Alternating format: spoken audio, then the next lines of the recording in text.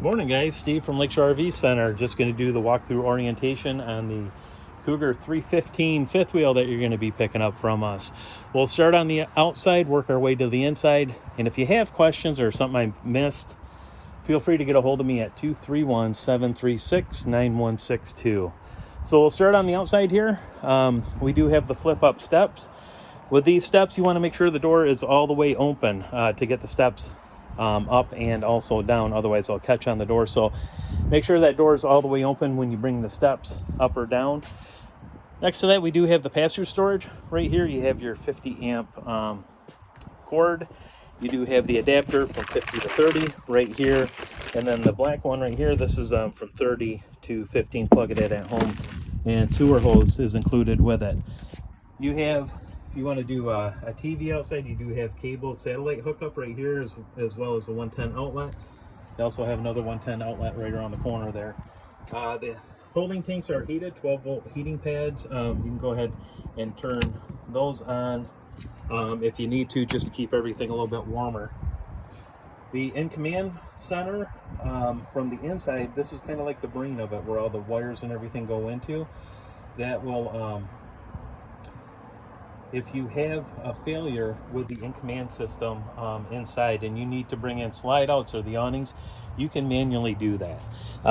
Just inside here you have, take this cover off, you're able to select each individual motor for the awnings. You can see right there, there's 5 of them you can go ahead and choose from. You just select which one you need and then in and out right there. So that is a manual override if you need to. If something goes with a haywire with the in-command system, there's a manual way to bring the slides and the awnings in and out.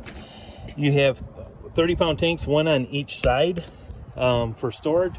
And then you have the front storage compartment here is the spare tires located in there, as well as the battery. Over here, this is your other 30-pound tank right behind that compartment.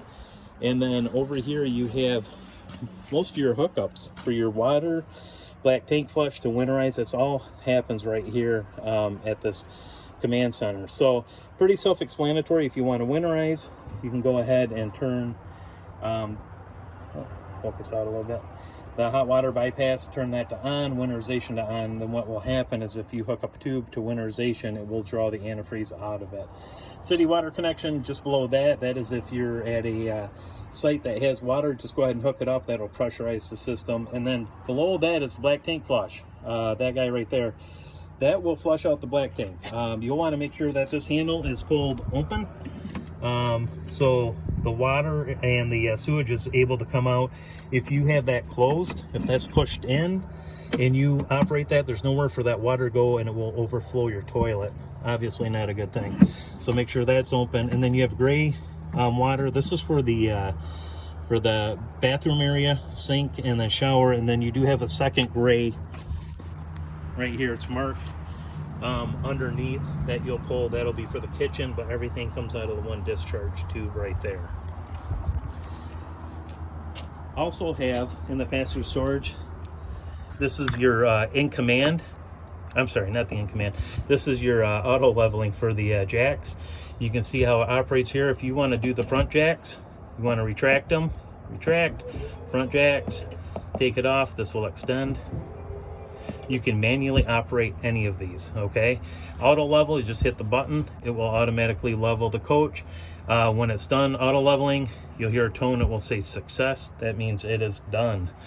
If you need more instruction on it, right behind there's a sticker that gives you all of the instructions on how to operate it, and then also how to troubleshoot too. One of the main, if there is an issue with it, the main one that I see is the battery's not charged up to operate that system. If that's the case, you know, make sure you're plugged in, battery's charged up. Otherwise, that system may not operate. It might throw an error code that the battery's too low. Moving along, you do have the fridge right here. This is access panels for it. Really nothing you would have to do, more of a service related item. And then as we walk to the back here, you're gonna have at the back here, this is to fill your fresh water tank. Just basically put a hose in, open it up and let it fill. That will be just for the fresh water. If you're somewhere where you don't have the water at the site, go ahead and do that, and then you can use the water pump to pump the water out of it. You have a ladder. That is a walkable roof up there. You go ahead and get up there, check the caulking, do the maintenance on the roof as needed. Manufacturer is going to recommend every 90 days that you do that. Probably a good idea. I do mine at least twice a year, you know, check the caulking, but 90 days is a pretty good rule of thumb, especially depending on how you store it. If it's outside, the weather really takes its toll on it. Up top there, you do have a mount for a Furrion backup camera or observation camera. You can just take that plate off. There's 2 screws, and then hook the camera up right there. Just below that, you do have a 2-inch receiver that's rated up to 300 pounds. You want to put a bike rack back there. Again, it's rated up to 300. So we come over here, you do have 2 awnings on this. You have the one awning on the slide out, and then you do have the second awning over the camping area. Both of those are going to be controlled with the in-command center inside. So as we go up into the coach, I will show you right here. This is your in-command system to operate pretty much everything. On the bottom, you do your interior lights. That's going to be the ceiling lights.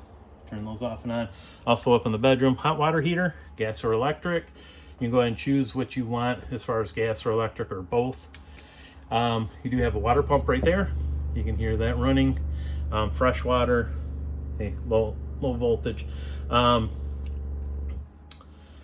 We'll get this one plugged in. It's just off battery power right now.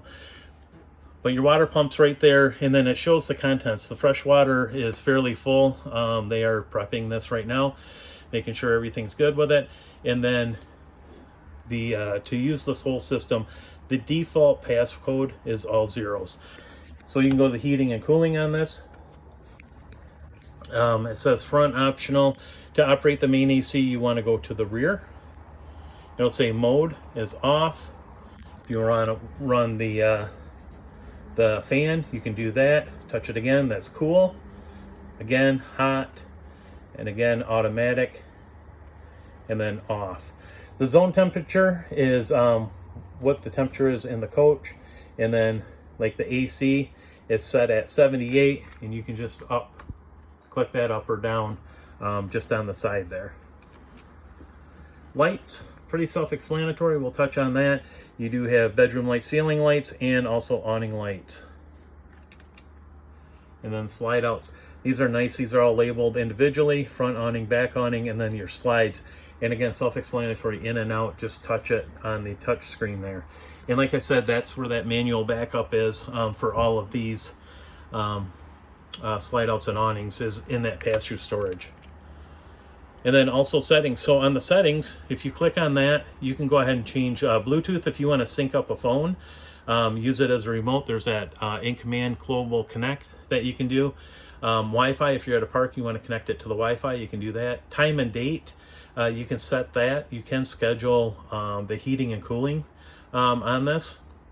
And then passcode, if you want to change passcode from the zeros to the default, you can go ahead and do it there. And then as we walk through the coach here, you have your table and chairs and your theater seating. The lights for the slide out is right here. Go ahead and turn that on. Oh, and one other thing, your lights up here for the island are these 2 light switches right above the in command. Turn those on and off. Then as we walk towards the back here, you do have the couch, sofa in the back. That is a hide-a-bed that'll pull out and make into a bed. And then straight across from the theater seating, you do have the 50-inch TV, the Furrion stereo, and then the fireplace. Fireplace will actually put out heat if you use it as an option. It's about 5,000 BTU, so it is a little bit of a space heater. You have your shelving in here. These are adjustable, so you can go ahead and adjust these shelvings as you would like to space them out. Microwave is just a standard microwave. It's not a convention microwave, but it's 30-inch, so it's residential size. Next to that, you do have your 3-burner stovetop. right here. Your middle 3 controls are for that, and then this is a sparker right here to go ahead and ignite the burner that you're selecting. Then on the end, this is for the oven. You can go ahead and set the temperature on the oven as you're using that. In the fridge, you have on, off, auto, gas, and then temperature set. This is actually on right now. You can see right over here, it is on, and then you have LP. You can put it on auto as well, right there. You see how they turn it off and on. And then it will run off. It'll default to electric as you're plugged in, and then it will run off of propane as you unplug. So just keep it on automatic. That way when you plug in, it'll go to electric. When you unplug, it will go to the to propane. And then as we go up to the front here, we do have the bathroom area. You do have a GFI outlet here, so if some of your outlets aren't working, check that GFI and make sure it's not tripped. If it is tripped, go ahead and reset it. If it trips again, then obviously there's an issue somewhere. But yeah, if you have some outlets that aren't working, go ahead and check that GFI right there. As far as the commode, it is a foot flush off to the side here. Open that up, water will come out. And that obviously goes into the black tank. And then that first gray tank lever that's in the pass-through storage is for the shower, and then also the sink right there. And then as we come into the bedroom area, you have the bed slide right there. You do have a light switch right here, off and on. You do have outlets on both sides. The other one over here is actually in the closet. It has a little stand. People that have CPAP machines or whatever, they can go ahead and put it on the stand there. This is washer dryer prepped. If you ever want to do that, you can just take the shelf out right there to put the washer dryer. It'd be a combination unit, not a stand-up unit. And then storage up here. Just above the window, you do have the dresser here. You do have a bracket for a TV if you wanted to do that, and then the hookups are just above that. But that is the orientation on this, guys. If you have any other questions, feel free to ask. Let me know. You can always reach me on my cell at 231-736-9162. I certainly appreciate your business, and I look forward to seeing you guys soon. Thanks.